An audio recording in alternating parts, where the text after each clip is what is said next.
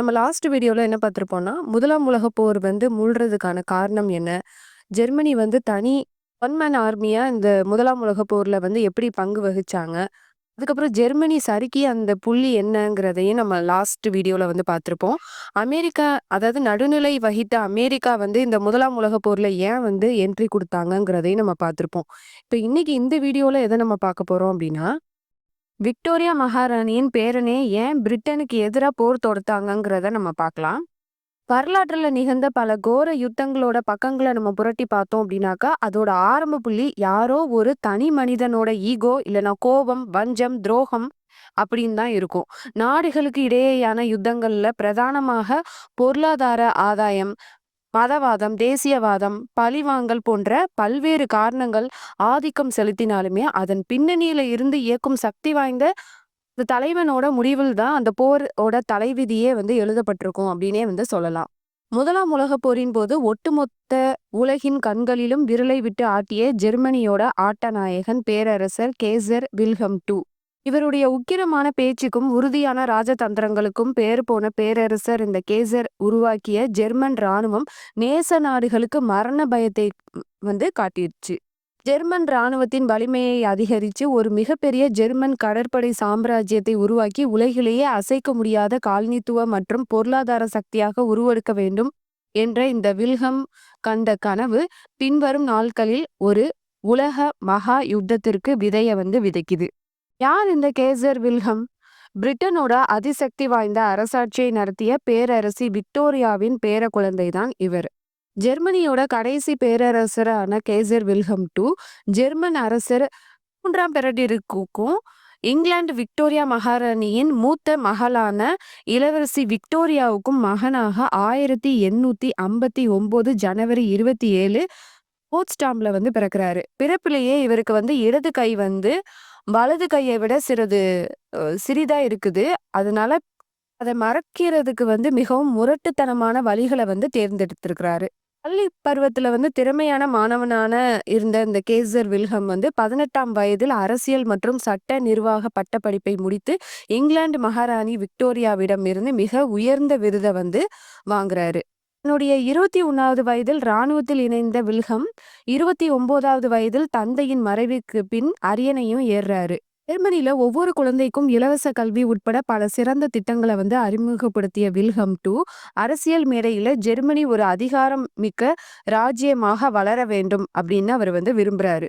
அதிரடியான முடிவுகளை எடுப்பதில் புகழ்பெற்ற வில்ஹம் டூ கையில ஜெர்மன் அரசியல் அமைப்பு 2 முக்கிய அதிகாரங்களை கொடுக்குது. முதலாவதாக ஜெர்மன் சிவில் அரசாங்கத்தின் சான்சலர் பதவிக்கான அதிபரை இஷ்டத்திற்கு நியமிக்கவோ இல்லைன்னா பிடிக்கவில்லை அப்படின்னா அவங்கள அந்த பதவியில இருந்து எடுக்கவோ இவருக்கு ஒரு அதிகாரம் இருக்குது. இரண்டாவதாக ஜெர்மன் இராணுவ மற்றும் கடற்படையின் ஒட்டுமொத்த கட்டுப்பாடும் பேரரசர் கேசர் வில்ஹம் டூட்ட தான் இருக்குது. மிகவும் கட்டுப்பாட்டோட வளர்க்கப்பட்ட வில்ஹம் டூ சிக்கலான குணாதிசயமும் இறுக்கமான வாழ்க்கை முறையையும் முதலாம் உலக போரோட அழிவுக்கு முக்கிய பங்கு வகிச்சிருக்கு அப்படின்னே சொல்லலாம். விக்டோரியா மகாராணியின் நெருங்கிய சொந்தமாயினும் கூட பிரிட்டன் மீதான அவரது தெளிவற்ற மற்றும் வெறுப்பு மனப்பான்மையும் இரு நாடுகளுக்கிடையே உள்ள அந்த உறவை மோசமாகவும் ஆக்குது. முதலாம் உலக போர்ல ஜெர்மனி தோல்வி அடையும் அப்படின்னு உணர்ந்ததுக்கு அப்புறமா அமெரிக்காவின் நிபந்தனைகளுக்கு இணங்க பதவி துறந்த வில்ஹம் டூ நவம்பர் 9 1918 அன்று அரியணையை கைவிட்டுட்டு நெதர்லாந்துக்கு தப்பி செல்றாரு. தன்னுடைய இறப்பு வரைக்குமே ஜூன் 4 1941 வரைக்குமே நெதர்லாந்துல தான் வாழ்றாரு. பிற்காலத்துல ஜெர்மனிக்கு போகலாம் அப்படின்னு முடிவு செய்த பேரரசர் கேசர் வில்ஹம் டூ ஹிண்டன்பர்க் ஜனாதிபதியா ஆயிட்டாரு அப்படிங்கிற ஒரு செய்தியை கேட்டதுக்கு அப்புறமா அவர் அதை மாத்திக்கிறாரு. தான் வளர்த்த அந்த ஹிண்டன்பர்கினால தனக்கு பெரிய துரோகம் இழைக்கப்பட்டது அப்படிங்கிற ஒரு கசப்பான உணர்வு அந்த பேரரசர் கேசர் வில்ஹம் டூவோட மனதுல கடைசி வரைக்குமே பதிஞ்சு இருந்துச்சு. முதலாம் உலகப் போரில் ஜெர்மனியின் அசைக்க முடியாத வெற்றிகளுக்கு சொந்தக்காரர்கள் நேச நாடுகள் சுற்றி வளைத்து அடித்த போதும் தனித்து நின்று திருப்பி அளித்த ஜெர்மனியின் தளபதிகள். த பேட்டில் ஆஃப் சோமில் பிரான்சையும் பிரிட்டனையும் ஓட ஓட விரட்டி அடித்த வீரநாயகர்கள். பேட்டில் ஆஃப் டேனன்பர்க்ல ரஷ்ய படைகளை மண்ணை கவ வைத்து ஜெர்மனியின் அதிரடி ஆட்டக்காரர்கள். அதுல ஒற்றை ஆளாக வெற்றியை நோக்கி ஜெர்மனியை சீரிப்பாய துல்லியமாக ஸ்கெட்ச் போட்ட ஜெர்மனியின் மாஸ்டர் மைண்ட் தான் ஹிண்டன்பர்க் மற்றும் டூடன்டோஃப் இருவருமே வந்து முதலாம் உலகப் போரோட போக்கையே திசை திருப்பிய முக்கிய 2 நபர்கள்னே வந்து சொல்லலாம். ஜெர்மனியின் ஃபீல்டு மார்ஷல் ஹிண்டன்பர்க் தான் முதலாம் உலகப் போர்ல ஜெர்மனி ராணுவத்தை வந்து வலுவோட தாங்கி பிடித்த ஒரு இரும்பு தூண் அப்படின்னே வந்து சொல்லலாம். ராணுவ தளபதியாகவும் பின்னர் ஜெர்மன் குடியரசின் ஜனாதிபதியாகவும் இருந்த ஹிண்டன்பர்க் ஜெர்மனியின் வெற்றி பக்கங்களோட கதாநாயகன் அப்படின்னே வந்து சொல்லலாம். கிழக்கு பகுதியில ஜெர்மன் ராணுவத்தின் அந்த முயற்சிகளை வந்து வலுப்படுத்துறதுக்கும் ஓய்வில் இருந்து ஹிண்டன்பர்க் பேரரசர் கேசரால் மீண்டும் அழைக்கப்பட்டு களத்துல வந்து இறங்கப்படுறாரு. தன்னுடைய தளபதி டூடன் கைகோர்த்து இவர் ஆடிய ஒவ்வொரு ஆட்டமுமே வந்து எதிரிகளை வந்து துவம்சம் செய்யுது. ஜெர்மனியோட ராணுவத்தின் ஜெனரல் லூடன் டோர்ஃப் வந்து முதலாம் உலகப் போரோட ஜெர்மனியோட முக்கியமான ஒரு நபர்னே வந்து சொல்லலாம். ஜெர்மன் ராணுவ அகாடமியில பயிற்சி பெற்ற இவரது ஆக்ரோஷமான பேச்சும் வெளிப்படையான நடவடிக்கைகளும் ஜெர்மன் ராணுவத்தில் இவரை வந்து தவிர்க்க முடியாத சக்தியாக வந்து மாற்றவும் செய்து. முதலாம் உலகப் போரின் போது கிழக்கு முன்னணியில் அவர் ஆடிய அந்த நேச நாடுகளுடைய நேச நாடுகளை வந்து கதிகலங்கவும் வைக்குது. உலகமே அதிர்ந்து போகும் வண்ணம் கிழக்குல ஒரு ராணுவ சாம்ராஜ்யத்தையே வந்து கட்டி எழுப்புறாரு.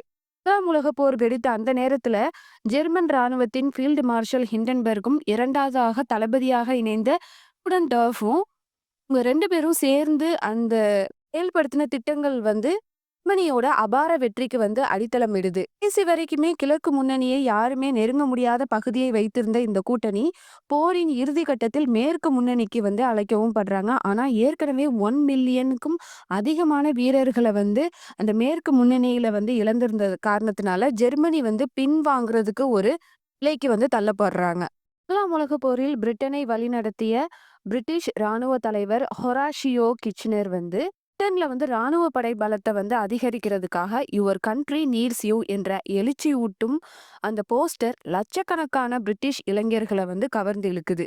24 ஜூன் 1850 அயர்லாந்து கவுண்டி கெரியர்ல பிறந்த ஹெரோஷியா கிச்னர் சுவிட்சர்லாந்துலயும் ஊஷிவிச்சிலையும் ராயல் மிலிட்டரி அகாடமியில வந்து கல்வி பயில்றாரு. 1871 ராயல் இன்ஜினியரிங்ஸ் சேர்ந்த கிச்சனர் வந்து 1886 கிழக்கு சூடான்ல கவர்னர் ஜெனரலாக வந்து நியமிக்கவும் படுறாரு. 6 வருடங்களுக்கு பிறகு எகிப்தின் பிரிட்டிஷ் ராணுவ தளபதியான இவர் 1896 ஆண்டு மஹதியின் படைகளில் இருந்து சூடானை கைப்பற்றி பிரிட்டிஷ் பிரிட்டிஷ் வசமாகியதை தொடர்ந்து இவரது ஹீரோயிசம் இங்கதான் வந்து ஆரம்பமா ஆகுது. சூடானின் பிரிட்டிஷ் ஆளுநராக நியமிக்கப்பட்ட ஹொராஷியோ கிச்னர் 1900 வந்து போயர் போர்ல பிரிட்டிஷ் தளபதியான லார்ட் ராபர்ட்ஸின் தலைமை தளபதியாக வந்து நியமிக்கவும் படுறாரு. 1902 இந்தியாவோட கமாண்டராகவும் 1911 எகிப்தின் அதிபராகவும் பதவி வகித்த ஹொராஷியோ கிச்னர் முதல் உலகப் போர் தொடங்கிய அந்த நேரத்துல பிரிட்டனின் மாநில செயலாளர் பதவியை வந்து ஏற்றுக்கொள்றாரு.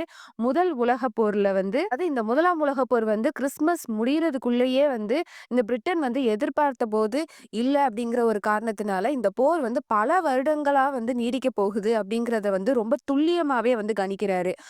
அது மட்டும் இல்லாம சரியான திட்டமிடுதலையும் தொடங்கி லட்சக்கணக்கான தன்னார்வலர்களை வந்து ராணுவத்துல வந்து விரைவாக பணி ஏத்தி பயிற்சிகளையும் வந்து அளிக்க தொடங்குறாரு. முதலாம் உலகப் போர்ல வந்து பிரிட்டன் வந்து அசைந்து கொடுக்காம அடித்து முன்னேறதுக்கான காரணம் என்னன்னு பார்த்தாக்க பின்னாடி இருந்த செயல்பட்ட அந்த மாஸ்டர் பிளான் ஹொராஷியோ கிச்சனரோட பிளான் தான். டைஹர், ஃபாதர் ஆஃப் விக்டரி போன்ற பெயர்களால் அழைக்கப்பட்ட பிரெஞ்சு பிரதம மந்திரி ஜார்ஜ் கிளெமென்சியோ முதல் உலகப் போரில் மைய நாடுகளை துவம்சம் செய்த பிரான்சின் வீர வேங்கை அப்படின்னே வந்து சொல்லலாம்.